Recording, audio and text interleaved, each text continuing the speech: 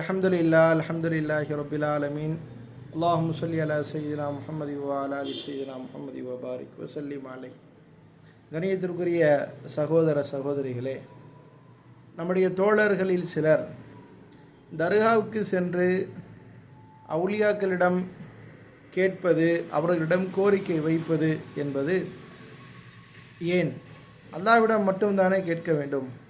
அல்லாஹ் அல்லாத வேறு யாரிடமும் எந்த தேவையும் கேட்கக்கூடாது தானே?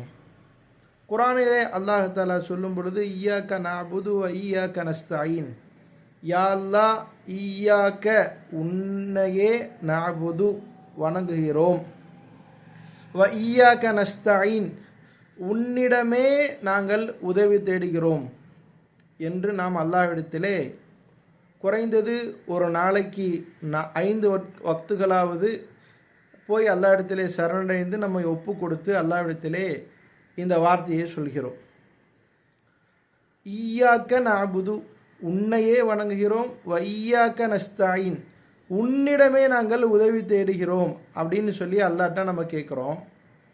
இப்போ ஈயாக்க நஅபுது உன்னையே வணங்குகிறோம் என்று சொல்லும் பொழுது, யா அல்லாஹ் உன்னையும் வணங்கிக்கிறோம், வேற இன்னொருத்தர் இருக்கிறாரு, அவரும் வணக்கத்திற்குரியவர் தான், அவரையும் நாங்கள் வணங்கிக் கொள்கிறோம் அப்படின்னு நம்ம இபாதத்தை பாகுபாடு பார்க்கறதில்ல.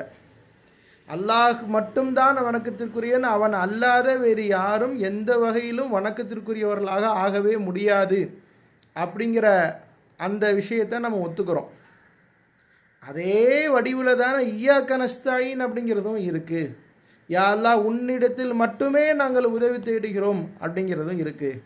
அப்படி இருக்கும் பொழுது எப்படி இபாதத்து இன்னொருவரிடம் இருக்கவே கூடாதோ அதே மாதிரி தானே இய்யாக நஸ்தஈனும் உதவி தேடுதலும் அல்லாஹ் அல்லாத வேறு யாரிடமும் இருக்கவே கூடாது தானே? அப்படி இருக்கும் பொழுது கபரிலே ஒஃபாத்தாகிவிட்ட, மரணித்து விட்ட அவுலியாக்கள் என்று நீங்கள் நம்புகிறவரிடம் போய் ஏன் நீங்கள் உதவி தேடுகிறீர்கள்? இன்ன காரியம் ஆகணும் அப்படின்னு நீங்கள் ஏன் தர்காவுக்கு போகணும்னு நினைக்கிறீங்க என்பது அந்த சகோதரர்களின் கேள்வியாக உள்ளது.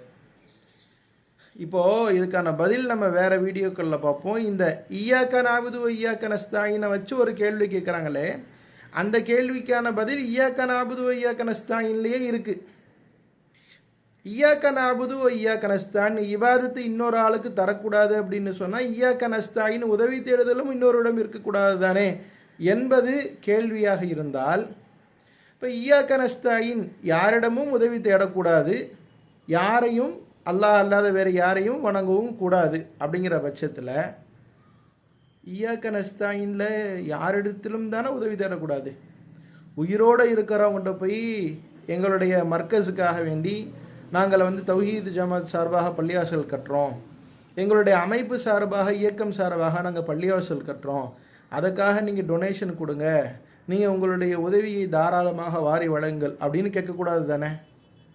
இய்யாக நஅபுது உன்னை மட்டும்தான் வணங்குவோம் அப்படின்னு சொன்னால், மௌத்தா போனவங்களை மட்டும்தான் வணங்க மாட்டோம், உயிரோடு இருக்கக்கூடிய யாரையாவது வணங்குவோம் அப்படின்னு நம்ம எங்கேயாவது ஃபாரூக் காட்டுறோமா? வித்தியாசம் காட்டுறோமா?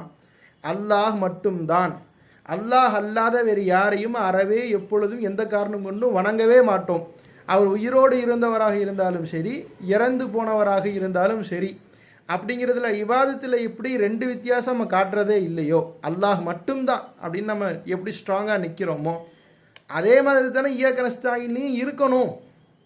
ஆனால் இய்யாக நஸ்தஈன் அல்லாஹ் அல்லாத வேறு யாரிடமும் உதவி தேடக்கூடாது என்று சொல்லி தர்காவுக்கு சொல்லாதீர்கள் என்று சொல்லக்கூடியவர்கள் பள்ளிவாசல் உதவி என்று வந்துவிட்டால், அல்லது ஏதாவது ஏழைகளுக்கு அல்லது ஏதாவது பேரிடர் காலங்களில் உதவி என்று சொன்னால், ஏன் மக்களிடம் துண்டு பிரித்து மக்கள்கிட்ட போய் உதவி தேடணும்? அதே ஸ்ட்ராங் இய்யாக நஅபுது அப்படிங்கிறதுல உள்ள ஸ்ட்ராங்கு தானே இய்யாக நஸ்தஈன்லேயும் இருக்குது.